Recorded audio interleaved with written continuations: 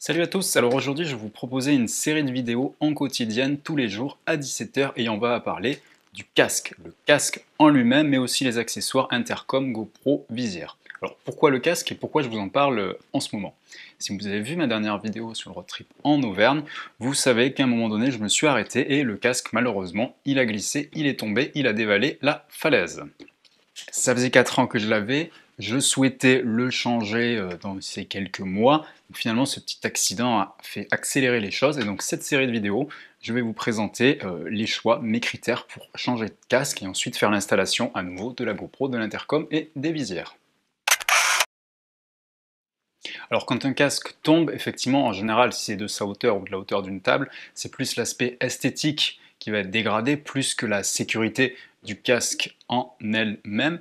Mais à force de le faire tomber, le casque se fragilise. Donc là, je ne sais pas si vous allez voir, mais vu qu'il est noir et que quand il y a un choc, ça fait des traces blanches, là, vous voyez sur le dessus, il y a un petit choc ici, vous avez sur le côté, et ici, à l'arrière, vous en avez pas mal, ici, ici. C'est pas la première fois qu'il tombait, en fait j'avais réussi à camoufler les égratignures avec un marqueur noir indélébile, mais avec le temps, avec le soleil, ça devenait violet et finalement les traces commençaient à réapparaître. Alors mon casque actuel c'est celui-ci, le Shoei Quest, vous voyez c'est un casque intégral, ça personne ne contredira au niveau de la sécurité, de la protection notamment au niveau du menton par rapport à des casques jet, des casques ouverts. Coloris noir brillant, là c'est peut-être un petit regret, si j'avais su j'aurais plutôt pris un coloris mat. Alors même si les coloris mat ça laisse des traces de doigts, à moto vous avez des gants donc ça laisse déjà moins de traces, et ce petit côté brillant ça reflète un peu trop la lumière et j'aime moins finalement. Au niveau des caractéristiques, pour la fermeture au niveau de la jugulaire, c'est un système de boucle double D. Ça rebute certains, moi pour moi c'était un critère à l'achat. Je trouve que ce sera plus pratique, vous pouvez même le resserrer pendant que vous conduisez à une main, vous tirez, c'est assez facile. En plus vous avez qu'à laisser la sangle serrée, vous n'avez pas besoin de tout enlever à chaque fois. Donc c'est un gain de temps pour l'enfiler et pour l'enlever. Petit regret, en revanche, au niveau des mousses, il n'y a que la partie intérieure au niveau des joues qui s'enlève et qui permet de se nettoyer. L'intérieur du casque et l'arrière, lui, est fixe. Il est collé à l'intérieur du casque et vous ne pouvez pas le retirer pour l'enlever.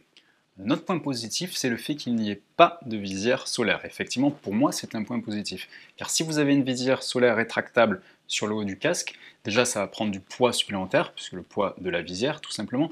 Et également, le dessus du casque va être plus fin, puisqu'il va falloir loger la visière. Donc, pour qu'il ait la même résistance, ils vont devoir solidifier autour de cette visière. Et là aussi, ça va augmenter le poids du casque. En général, on est à 100-150 grammes de plus un casque qui a une visière solaire par rapport à un casque qui n'a pas de visière solaire. Donc pour moi, c'était aussi un critère, le poids. Donc qui dit poids en baisse dit pas de visière solaire, ce qui n'est pas gênant puisque vous pouvez mettre soit des lunettes de soleil, ce qui n'est pas forcément très pratique puisqu'il faut les enlever et les remettre avant d'enfiler le casque, soit vous mettez tout simplement des visières teintées. Là aussi, il faut des fois avoir plusieurs visières si vous partez en journée et que vous rentrez le soir sous la nuit. Donc ce casque, finalement, je l'ai eu pendant 4 ans, usage quasi quotidien. Alors, pour les casques, on parle souvent d'une durée de vie de 5 ans. Alors ces 5 ans, bien sûr, c'est à moduler. Si vous l'utilisez une semaine par an, au bout de 5 ans, il sera neuf. Si vous l'utilisez tout le temps et si vous êtes un petit peu maladroit et que vous le faites tomber de temps en temps, effectivement, au bout des 5 ans, il arrive vraiment en bout de course et il faut le changer. Mais c'est vrai qu'un casque, bon, ça coûte cher, là, un intégral de ce modèle-là, il était autour de 350 €. Vous avez les visières, en général vous avez la visière transparente, vous avez des visières fumées, des visières iridium, donc avec effet miroir, tout ça, ça vaut 50, 70, 100 €.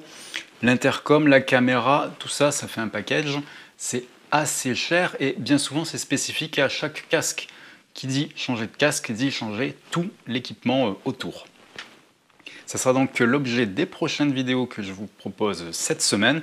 Demain, je vous indiquerai quel casque j'ai pris pour remplacer ce Quest. Voilà, à demain, 17 h.